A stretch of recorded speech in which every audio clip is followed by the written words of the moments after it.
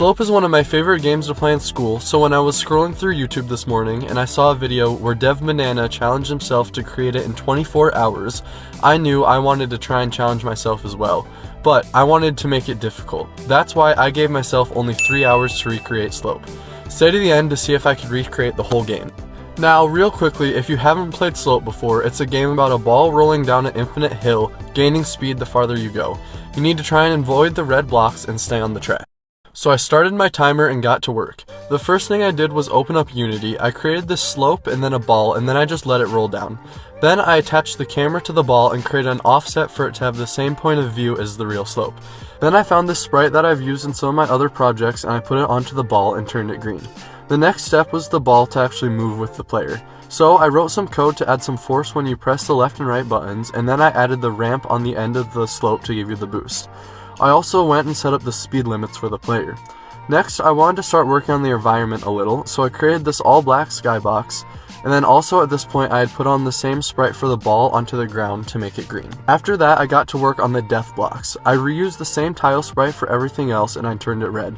Then I made it so when you run into that block, the camera stops following you, and I created this particle effect that spawns when you hit it. This is just like how it looks and feels in the real game. And then after that, I checked my timer and we still have 2.5 hours left. The next thing I got to work on was the infinite spawning. I took the block that I had already made and I put this little trigger on the end of it, and then when you run into it, it'll spawn the next ramp in front, letting you go on forever. Then I actually decided to make it spawn 2 blocks in front of you so it would hide the effect of them spawning and make it look seamless. Then I created the speed boost that actually speed you up in the game. I created these few arrows and then I added a trigger to them, and when your ball rolls on top of it, you get a little speed up animation and your max speed will increase. Also, around this time, I created the system to keep track of the score.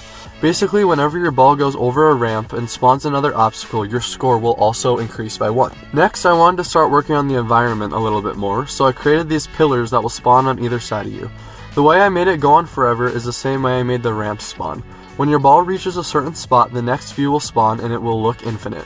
Then, because I couldn't figure out how to hide the spawning effect, I created this black fog that fills the map and doesn't let you see super far ahead. At this point, I checked my timer and we were at 1 hour and 48 minutes. The next thing we needed to add was more ramps. The first one I created was this checkerboard-like one that you will need to weave in and out of. And then I got to work creating a total of 9 other obstacles. I tried to get creative and think of unique ones here, and I even ended up creating some moving obstacles and some that grow and shrink.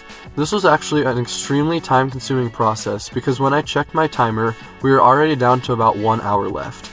The good news was these obstacles chained together really well even when they were placed randomly.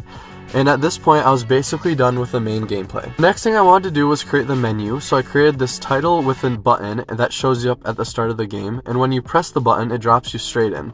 Then, when you die, it would just reload the scene and let you try again from the start.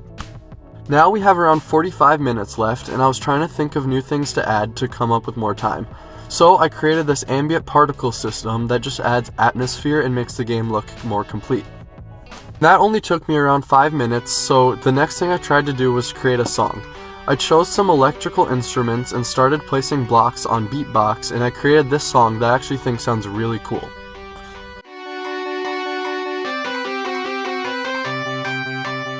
After that, I really couldn't think of anything else to add, so I just stopped there, and with around 30 minutes left on my timer.